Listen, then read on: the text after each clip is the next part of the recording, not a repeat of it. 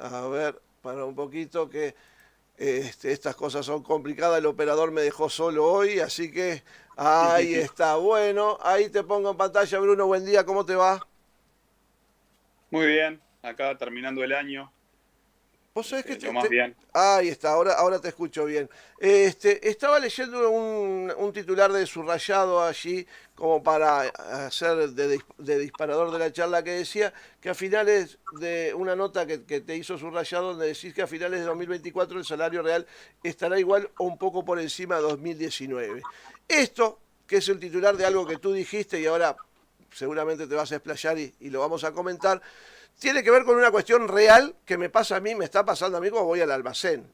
Y recién lo comentaba, compro 3 huevos, un paquete de fideo y un paquete de salsa y me sale 500 pesos. Está carísimo todo, ha aumentado todo carísimo y mi sueldo no rinde, o mi sueldo no rinde nada. Bueno, contame un poco.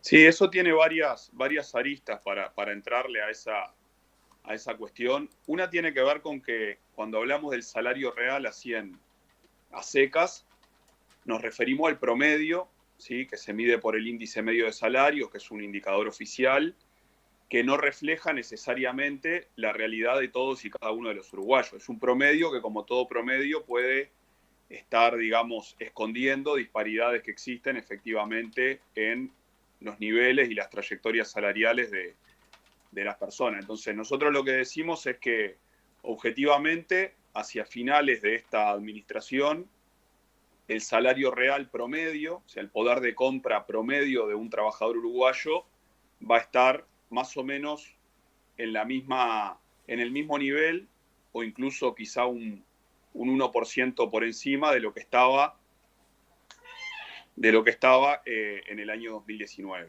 Uh-huh. Eso quiere decir que el promedio tiene esa característica. Puede haber trabajadores y de hecho hay un conjunto de sectores de actividad donde el salario va a estar todavía por debajo de lo que estaba en 2019 en poder de compra. ¿El poder de compra va a estar por debajo de 2019? En algunos sectores sí, en algunos sectores de actividad y en algunas ramas de la economía efectivamente es así. La mayoría van a estar recuperando el nivel de 2019 hacia finales de esta administración y después va a haber otros sectores que van a estar un poco por encima. Ese es un poco el panorama de, de la perspectiva que tenemos hacia el año que viene. Después otra cuestión importante que hay que mencionar es que eso es en una comparación punta a punta, o sea, comparando lo que vamos a estar en finales de 2024 con el año 2019. ¿Qué pasó en el medio? Y bueno, en el medio se acumuló una pérdida de salario real que en realidad nunca se recupera. Por eso cuando se habla de recuperación hay que ponerlo entre comillas, porque en realidad lo que se recupera es el nivel de salario real que teníamos hace 5 años, pero lo que perdimos en el medio, que sobre todo fue muy importante en 2021 y 2022, que Uh-huh. fue los años donde hubo mayor inflación y menores ajustes salariales y por ende mayor pérdida de salario real, esa pérdida no se recupera nunca, digamos, ¿no? Nadie te devuelve ese menor poder de consumo que tenías a lo largo de 2021, a lo largo de 2022, sobre todo porque recién en 2023 es que se consolida, digamos, la trayectoria de recuperación salarial, que desde nuestro punto de vista arranca tarde, ¿no? Porque Uh-huh. si uno compara con lo que fue la economía en general se empezó a recuperar fuertemente ya en 2021. O sea, después de la caída de la pandemia, las exportaciones, la actividad económica se recuperó fuertemente en 2021 y 2022 Uh-huh. y el salario recién en 2023 empezó a recuperarse. Entonces ahí se genera un rezago que si bien cuando uno mira las dos puntas pareciera que no hay pérdida o que hay una recuperación completa, cuando uno mira 2024 y 2019, en realidad en el medio fueron 4 años de pérdida de poder adquisitivo en el quinquenio, ¿no? Cuando tú decís poder adquisitivo, quiere decir que los precios en el almacén aumentaron y hicieron que yo pueda comprar menos cosas con el mismo dinero, ¿no? Así es, Cuando decimos poder de compra, poder adquisitivo, salario real, es eso. Es la comparación entre lo que pasa con los sueldos, con los ingresos y lo que pasa con los precios de las cosas que consumimos. En 2020, 2021 y 2022, los 3 años, la inflación estuvo por encima, porcentualmente, de los porcentajes en que aumentaron los sueldos, ¿no? Entonces, esa diferencia es pérdida de poder de compra. En 2023 eso se revirtió, ¿sí? Pero arrastramos esa diferencia de los 3 años anteriores. Esa es un poco la sutileza que parece una sutileza matemática o de la medición, pero que en realidad es importante tener en cuenta. En realidad, de los 4 años que van transcurridos de esta administración, estuvimos 3 en pérdida y 1 recuperando, en realidad. Claro. Cuando hablas de recuperación, hay sectores de la economía que se recuperaron mucho y eso después no se vio reflejado, porque te comento porque en los trabajadores, porque por ejemplo el otro día hablando con el representante de los trabajadores de peones de estancia, me decía que ellos habían tenido una recuperación del 0%. O sea, allí no fue el dinero del crecimiento de la economía, ¿no? Totalmente. Ese, desde nuestro punto de vista, es un caso paradigmático, el de lo que se llama el Grupo 22 de Consejos de Salarios, que es agricultura, ganadería, tambos, arroz, los asalariados de toda esa gama de actividades agropecuarias que son tan importantes en nuestro país. Digo que es un sector paradigmático porque en 2021 y 2022, aún en momentos donde la pandemia todavía arreciaba, en el año 2021, los salarios de esos sectores se vieron disminuidos, ¿sí? Tuvieron una pérdida salarial del entorno del 4% en salarios que, en términos reales, ¿no? En salarios que además son muy bajos, cuando las exportaciones de esos rubros estaban en niveles récord, ¿no? Claro. 2021 y 2022, hay que ver ahora qué pasa con 2023, que seguramente sea un poco más bajo los registros por todo lo que fue la sequía, pero 2021 y 2022 fueron los récords en toda la historia del Uruguay en materia de exportaciones agropecuarias y agroindustriales. Nunca se exportó tanta carne, tantos productos lácteos, tantos productos de la agricultura y forestación como en esos años, y sin embargo los salarios no solamente no acompañaron esa evolución, sino que tuvieron una caída en términos reales en 2021 y 2022. En el año 2023 hubo una nueva ronda de Consejo de Salario, donde uno de los grupos que negoció fue el Grupo 22 de peones de estancia y también trabajadores del arroz y de los tambos y de la agricultura. Y en ese sector se terminó yendo a votación, ¿sí? No hubo un acuerdo entre empleadores y trabajadores, porque los empleadores no estaban dispuestos a discutir nada por encima de simplemente recuperar el porcentaje que faltaba de la pérdida que los trabajadores habían tenido en 2020, 2021 y 2022. Incluso los empleadores, las grandes patronales del agro, como la ARU, que son los que negocian allí, planteaban que cualquier cosa por encima de lo que venía en las pautas del Poder Ejecutivo, ellos estaban dispuestos a discutirlo solo si se flexibilizaba la cuestión del régimen horario, de las 8 horas de los asalariados, y bueno, los trabajadores obviamente no estuvieron dispuestos a introducir esa cuestión en la discusión, entonces se terminó yendo a votación en esa rama, en ese Consejo de Salario, y lo único que consiguieron los trabajadores, como vos decís, efectivamente en esa votación, era lo que venía en las pautas de gobierno, que es en los próximos 2 años, entre julio del 23 y junio del 25, terminar de recuperar ese porcentaje que le faltaba recuperar de las rondas anteriores, o sea, que va a ser un quinquenio donde el crecimiento del salario real en los trabajadores rurales va a ser 0, incluso en el medio con pérdida. Entonces podemos estar hablando de que va a ser un quinquenio perdido en materia de salarios para los trabajadores rurales. Es cierto que el 2023 fue un año complejo en las actividades agropecuarias en general, porque hubo una sequía muy fuerte, porque los precios internacionales no acompañaron tanto, pero pasa lo que pasa habitualmente. Cuando hay ganancias, cuando hay crecimiento, como fue 2021 y 2022, las patronales no reparten, y cuando hay problemas, terminan pagando muchas veces en en esa cuestión los asalariados, Sí, ¿no? Eso que se dice a veces. es Se curioso. privatizan las ganancias y se socializan las pérdidas, ¿no? Ahí está, es muy curioso porque en esta defensa de los Maya Oro, donde ganaron mucho, es como que, poniendo ese mismo ejemplo que pone el gobierno, ¿no? Es como que si a los ciclistas que van en punta vos dejaras abandonados los que te arreglan la pinchadura de la rueda, los que te ponen a punto la bicicleta, o sea, hasta esos quedaron tirados por el camino, ¿no? Es una cosa bastante curiosa.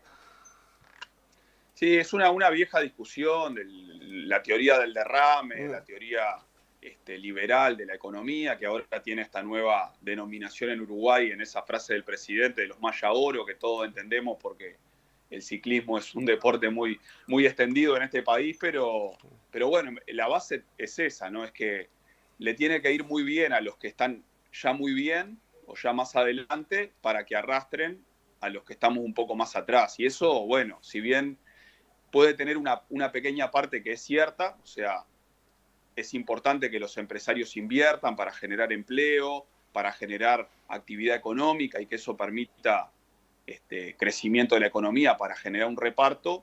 Esa es una parte de la película solamente. En realidad, si no hay políticas que de alguna forma exijan que esos sectores que están mejor repartan de forma más contundente esa generación de valor que en definitiva le hacen los trabajadores hacia el resto de la sociedad, ese reparto no se da de forma automática. Claro.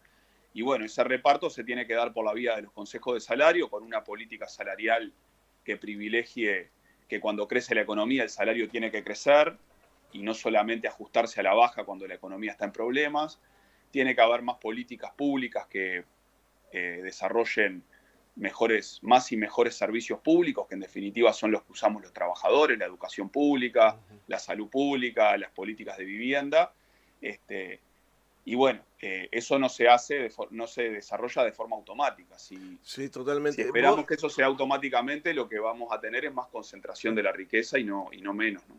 Tú mencionabas recién el tema de los consejos de salarios y vos sabés que capaz que te pido un poco de docencia por ahí para que me expliques, porque capaz que el muchacho que nos está escuchando que trabaja en el taller mecánico, en la tienda acá o en el almacén, dice, vos, ¿qué es eso el consejo de salarios? ¿A mí para qué me sirve? Por otra parte, leía justamente en estos días que el gobierno votó en su mayoría en la ronda de consejo de salarios, no votó con los trabajadores.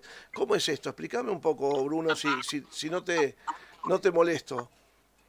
Es muy buena la pregunta que haces porque muchas veces pasa eso, que el tema del consejo de salario se ve como una cosa ajena al Sí, trabajador de a pie o una cuestión, bueno, donde los sindicatos ahí se pelean con las cámaras empresariales y en realidad el consejo de salario es el ámbito donde se dirime los salarios y las condiciones de trabajo del conjunto de los trabajadores asalariados de nuestro país. O sea, estén sindicalizados o no, estén interiorizados de lo que pasa en las cuestiones públicas o no lo estén, su salario depende mucho más de lo que pasa en el Consejo de Salario que de cuestiones que tienen que ver con su relación individual con el empleador, ¿no? es bueno. En Uruguay, en el Consejo de Salario, se definen no solamente los mínimos salariales por categoría, ¿sí? Que eso es una primera cosa importante, sino también que allí se definen los ajustes salariales que tienen las distintas categorías de trabajadores. Entonces, el salario de un operador o de un oficial de un taller mecánico en la ciudad de Carmelo o en la ciudad de Rivera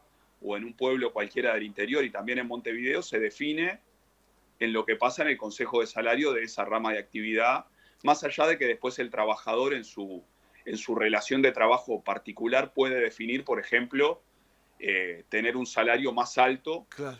del que marca el mínimo por categoría si lo logra acordar con el empleador o distintas cuestiones, pero el Consejo de Salario marca la base salarial de todos los trabajadores, de más de 1 millón de asalariados privados que hay en Uruguay, y además marca los ajustes salariales que los empleadores están obligados a darle a los trabajadores, sobre todo en los meses de enero y julio, que es donde mayormente se dan los ajustes salariales para complementar o para revertir, digamos, lo que es la inflación, para compensar la inflación, el aumento de los precios, y también en el caso de que sea posible para generar aumentos en términos reales, sobre todo cuando la economía está está en crecimiento. Entonces los consejos de salarios son un ámbito importantísimo, son un ámbito importante para que se produzca la distribución de la riqueza en el país, porque en Uruguay la mayoría de los trabajadores son asalariados, Claro. no todos, hay trabajadores por cuenta propia que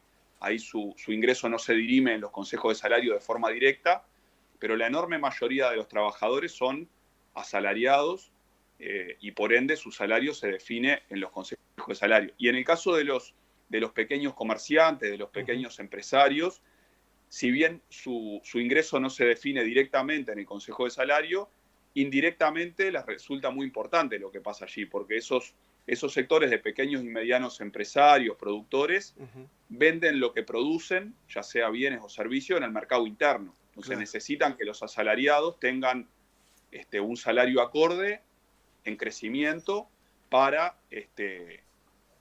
poder vender aquello que producen, ¿no? Entonces, quizá a un gran empresario, a una empresa multinacional, a una corporación que exporta todo lo que produce al exterior, a ese no le importa que el salario crezca, o más bien le conviene que el salario no crezca porque para ellos es solamente un costo. Pero a los pequeños empresarios, a los medianos empresarios que venden en Uruguay, el salario, por más que ellos tienen que pagar salario a sus trabajadores, sí, el crecimiento del salario le vuelve por otro lado, digamos, ¿no? Por el lado de la posibilidad de vender sus productos en la economía uruguaya. Tal cual. Y en ese marco, Bruno, de donde se sientan a conversar los trabajadores y el empresario en el Consejo de Salarios, ¿qué rol juega el Estado? Esto de bipartito, tripartita, ¿cuál es el rol que juega el Estado ahí? Bueno, en el sector privado los consejos de salarios son tripartitos porque participan empleadores, trabajadores y gobierno con sus representantes. El gobierno ahí tiene un papel como de árbitro, ¿no? Es el que está en el medio, tratando de mediar entre los intereses en general contradictorios o diferentes entre trabajadores y empresarios. Y lo que hace el Estado es marcar lo que llama la pauta salarial o los lineamientos, ¿sí?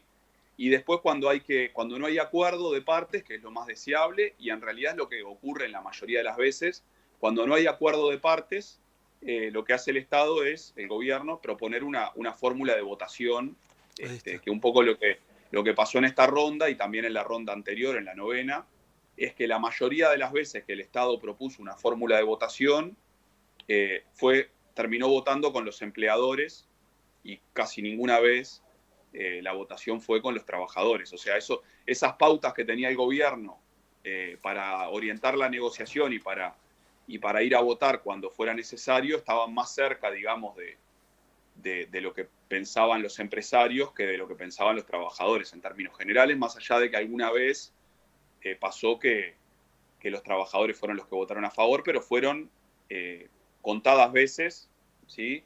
En la última ronda, por ejemplo, del relevamiento que hicimos, sí, en 21 veces, en 21 mesas, el gobierno votó con los empleadores y solamente en 2 mesas el gobierno votó con los trabajadores. Y la ronda anterior había sido muy similar, 29-4. O sea, es un poco la tónica de estas últimas 2 rondas en la actual administración. Digamos que no ha venido bien el viento para los trabajadores en la negociación.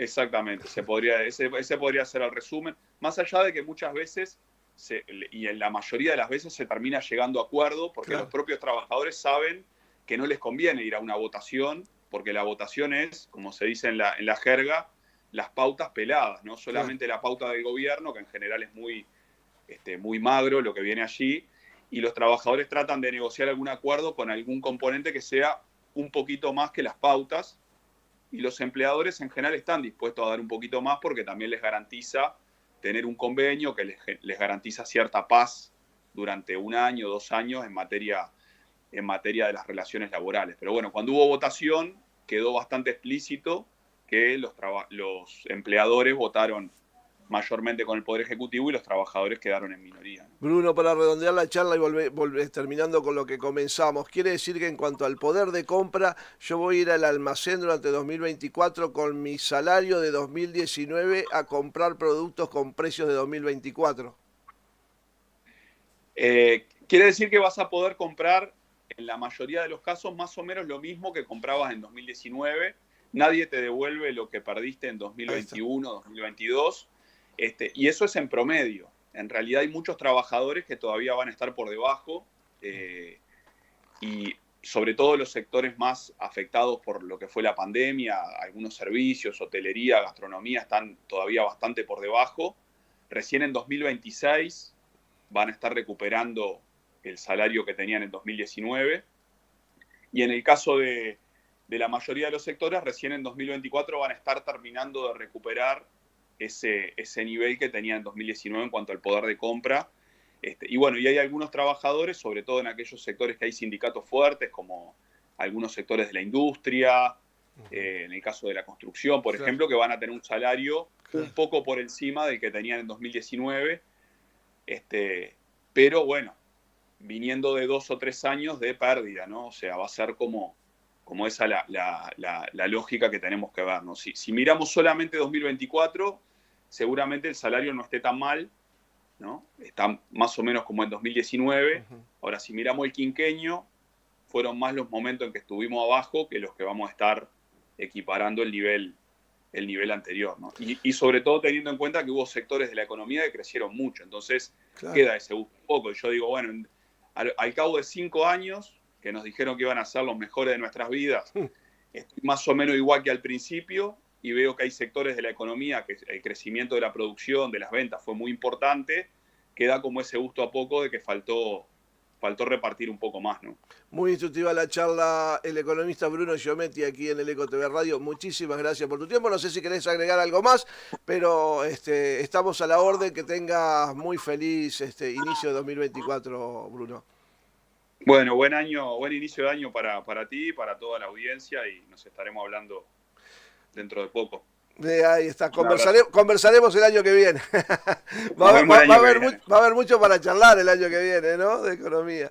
Sí, sin duda. Un abrazo grande, buena jornada. De esta forma entonces hablábamos con el economista Bruno Giometti sobre lo que es la pauta salarial, lo que tiene que ver con la recuperación de nuestro salario, lo que tiene que ver con la negociación